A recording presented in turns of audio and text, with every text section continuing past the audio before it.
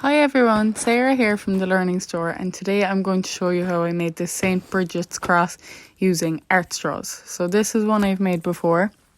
You need about 16 of the art straws. I've just used different colours here, and you're going to hold it with you're going to hold one with your left hand basically, and then you're going to fold one over with your right hand like I've done here.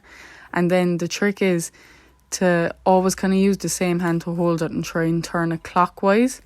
And each time you're just going to repeat it again by folding one over.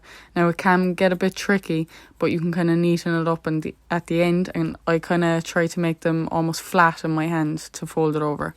So in a second here I'm going to skip forward and show you what you do once you have about 5 on each side.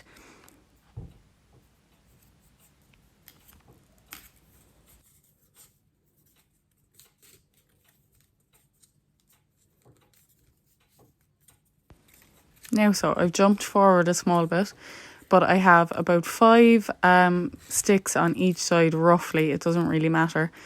And you're going to lift this yellow straw in my case up, and then you're going to take another straw, fold it in half, and you're going to put it on the same way you did the others, but put each piece under that straw. It just secures it in place, so kind of between the bend in the straw.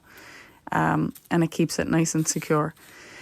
And then each section you're going to put a small rubber band around, and once you've the rubber band secured around each of them, it'll hold all the straws in place. And then what I did to make it a bit neater was trim the ends of all the straws just so that they're all the same length and it doesn't look as messy.